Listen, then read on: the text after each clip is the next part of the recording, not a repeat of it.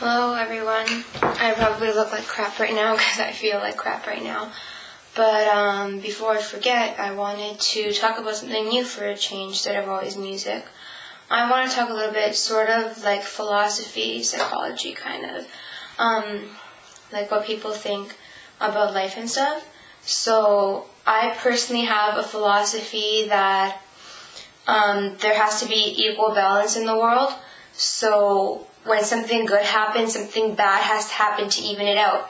So for example, like if you have a really, really good day, everything's going your way, like you go to school and the guy you like talks to you or the girl you like talks to you and you get a good mark and, everything seems to be going your way, it's really, really likely that the next day or the following day, you're going to have a bad day. You forget something at home or you get into a little argument with somebody. I'm not saying anything really serious, but like, everyone has to have some way to even it out because you can't have all good or all bad because then it's like a scale and one side's going to be way more than the other and it's not going to work out properly. There has to be an equal balance of everything in the world.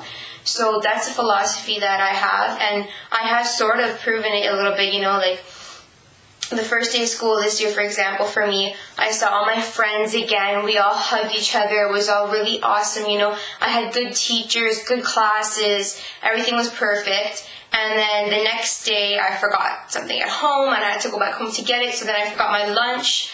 And, everything just went wrong that day. You see what I'm saying? And then today was an okay day, like in the middle.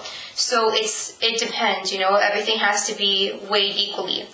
And, another thing is like psychological. You know how people say that the mind and the soul are stronger than the body, right? So if our mind and our soul is stronger than our body and we are in control of it, then we should be able to find a way like to not just to sustain ourselves and to invent new things and to, memorize stuff, but also to be able to keep us like healthy, like if we're sick or if we have imperfections in our body, to be able to fix them. Like for example, there are people who have cancer for like 10 years and they're supposed to die, but they keep fighting it. Is that because their mind is strong enough to keep fighting it and their soul? So that's what I think, but I also think if you were to be able to push it farther, you'd be able to cure yourself. Like, I think it would drain you, yes, it would make you really weak and drain a lot of your energy, and who knows, maybe it'll drain so much energy that it might end up killing you, but is it possible to just fix your imperfections even? Like, I have glasses, right? So my eyesight isn't so good. If I use enough energy and concentration in my mind and in my soul, will I be able to fix my body's imperfections? And I do want to believe that I can do that. I know that I can battle diseases. I know that I can battle sicknesses, and I can make myself stay alive if I want to. I think it's all about the will you have. I know someone, for instance, that had a collapsed lung and had to go to the hospital, and they had to knock him out to fix it, but he doesn't want his mind to stop working. So he had like enough anesthetic to knock out a horse, and he was still awake. I mean, eventually the body and the mind get too weak, especially when you're under pressure like that, to sustain it. But he did last a very long time, and that's because your mind and your soul is so strong, and you have to remember that you're in control of your body. So I think that it is possible, and I do want to try and test it. I do want to find ways to do all kinds of things like this. And magic. Everyone thinks that magic is against the Catholic religion and that magic is like, it's not possible. But think about what Jesus did, all those miracles, curing people who were blind and people who had leprosy, and all the things that he did. What else do you call it? I mean, yeah, they call it a miracle, but it's just another word for magic. I mean, how did he do that? You know what I'm saying? It's inexplicable, and a lot of people think magic is pretty inexplicable too. Like, how do people manipulate things that they're not touching? How can they just make a shield out of thin air? Like, how do they do those kinds of things? And my science teacher last year actually mentioned something that I think could be a key to this, that we are all made of molecules. Everything in this planet, in this universe probably, is made of molecules. So we have space, so much space in between, so we don't even notice it. But somehow we still manage to move our hands and move the other parts of our body, right? So if we can just find a way to manipulate the oxygen and the other air molecules that are, like from me to this camera, let's say, then there could be a way to sort of use the air, manipulate it so that you can pull the camera towards you without actually having to touch the camera itself, because it's just a bigger distance of space. Even when you touch a desk or you touch something, there's always space in between it.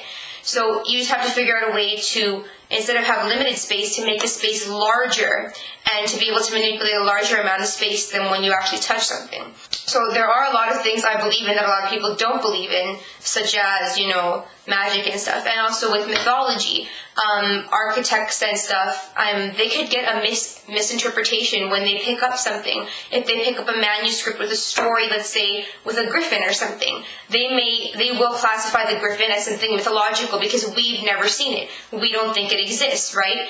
But if someone were to pick up like this mouse, let's say, 3,000 years from now or 10,000 years from now, they're not going to know what it was for.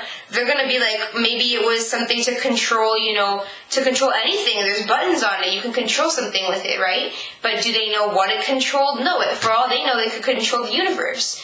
So, and even if they pick up someone's journal, if there's fragments of someone's journal left, they could think that something was real or something was fantasy when it really wasn't.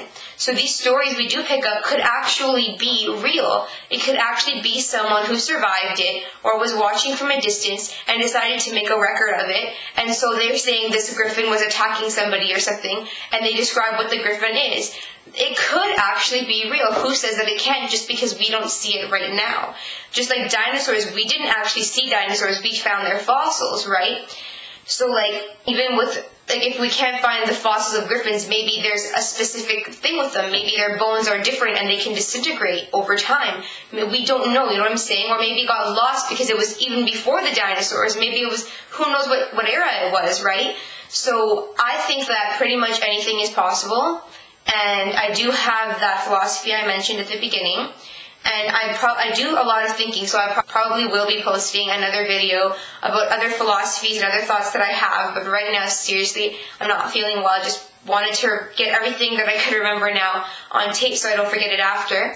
So maybe hopefully I will mention some more things later on when I have time, especially with school now. And please post a comment on the video. Tell me some of your philosophies in life, some of your views on magic and mythological beasts. Tell me anything and everything about life that you believe, and if you agree or disagree with anything that I've said. And so I'll talk to you guys later.